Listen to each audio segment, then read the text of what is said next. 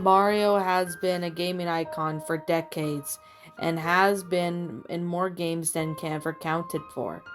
Although no year in recent memory has gone past without some type of Mario game being released, series fans will remember the nearly decade-long drought of the original Mario platformers. From 1997 to 2005, there was only one new Mario platformer released, Super Mario Sunshine. The second part of the drought after Sunshine's release was the mysterious Super Mario 128 was the main focus of the fan base. No concrete information was given to the game, and eventually series creators Shingo Miyamoto claimed that it might have been a series of concepts of tests that were never intended to be in an actual game.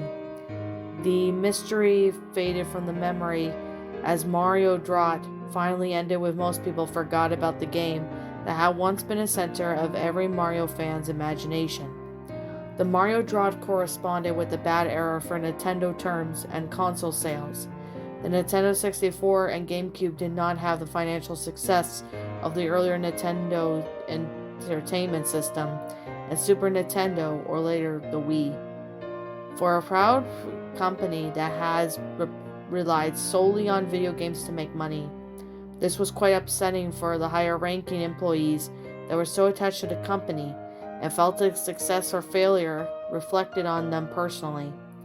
Nintendo started working on the sequel to the 1996 Super Mario 64 shortly after the game's release, but during the late 90s it became clear that Nintendo wasn't winning the console war. The Super Mario 64 sequel was restarted from scratch, since the company believed that it was not sustainable enough improvement over the original turn tides of the market battle. Seeing it generally becoming realistic and violent games on Sony's PlayStation, the market leader Nintendo considered making a Mario that was close to tone to the public seemed to have want. There was also quite of an internal conflict on however far it would go with this new direction, and that Mario was clearly not going to be ready until Nintendo's next console, the GameCube. The only hint of this was released to the public was the comment that by Miyamoto that he had thought Mario and Luigi should act more like grown-ups for their games, and then soon to be released GameCube. The new Mario project was ultimately split into two games, Luigi's Mansion, which reflected the darker tone that many felt the new series should turn into, although it was still toned down quite a bit compared to what some Nintendo executives and developers wanted, and Super Mario Sunshine went to the complete opposite direction. Both were released under a year after the GameCube, and Nintendo felt confident of their new system of Mario games that should return to their former glory as market leader. As soon as the gaming history know they didn't, the GameCube even worse in the market share than the Nintendo 64, and the mass market tastes shifted towards more violent, realistic games. During the period, the somber mood at Nintendo intensified as the darker Mario project was revived. This time the code was named Super Mario 128. It wasn't clear exactly what happened at Nintendo during this period. As we know, nothing called Mario 128 was ever released or publicly shown. The source that revealed to be an internal strife at Nintendo was later N64 era refused to discuss what was happening during the time period of the GameCube's game failure, but released prototype of Super Mario 128 online guide could be played on the Wii somehow, so homebrewed the channel. The following is the recollection of many of the time playing it. The game was clearly in an early beta battle. The title screen was nothing but white text saying Super Mario 128 against a black background. There was no options menu or save file selection. Even after the title screen, the game started. Bowser's laugh from Super Mario 64 looped in the background while a plain text box displayed the dialogue. Mario, I have taken Princess Peach, and she will not live to see the sunrise tomorrow unless you take her to her place. You know what to do and where to go. Do not try to stop me unless you want to hasten her death." The game was clearly going for a darker tone. After I made the text box go away, I was thrust into the gameplay. First thing I noticed was Mario's character model. His body was detailed in the Super Mario Galaxy, although more realistically proportioned, but his head was mistaken from the SM64 character model. Obviously his design wasn't finished yet. Getting the setting was a sky level where there was some simple platforms floating in the air. The rest of the area was just a blue sky with several clouds scrolling in the background. The clouds seemed to be more realistic than usual cartoony puffs in Mario games. They were quite graphically impressive. There was no music or full voice samples from Mario, but there were sound effects and grunts that were from the jump. The jumping was more subdued than the other Mario games. Mario didn't jump as high as he usually did, when he had little control over his movement in the air. The different types of jumps in every 3D Mario game weren't present. I played throughout the level as there was nothing especially notable about the gameplay. Enemies did not seem to have added yet. At least jump from the platform to platform wasn't very challenging. As I went through the level, I noticed the graphics gradually changing, the sky becoming more and more cloudy until the entirely composed of the clouds, and the cloud background gradually turned into a dark gray. After this, it started to rain. I reached a small platform with Toad on it, and it looked like the Super Mario Galaxy model. When I landed on this platform, the dialogue appeared. "We don't want you here anymore, Mario. You don't belong here. Just give Bowser what he wants. Die." After the text box went away, I no longer had control of Mario.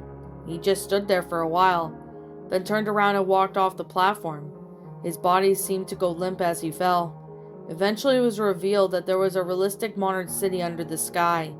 The buildings looked neglected, but there were people on the street.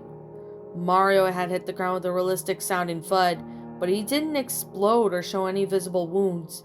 He just lay there. The people in the city just kept walking by, ignoring Mario, though I thought I saw a few glance at him with odd, somewhat cold, angrily expressions. This went on for a few minutes, and eventually people stopped appearing. Mario got up.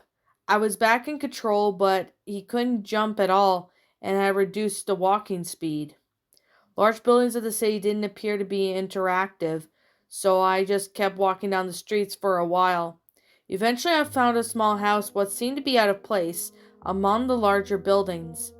When I approached the door, Mario opened it, and the screen went white with the black text appeared. "House of Torn Memories." This seemed to be the level tile. When I pressed the button, the screen faded back to Mario. He was inside from the house from before. Everything seemed bigger than it should. It wasn't gigantic, but it was scaled as if Mario was a very small child. The house was filled with normal objects, covered in dust and signs of neglect. There was no people on the ground floor, just like how things were broken lamps and rotting food. I found the door that opened to a set of stairs going down, leading into the basement.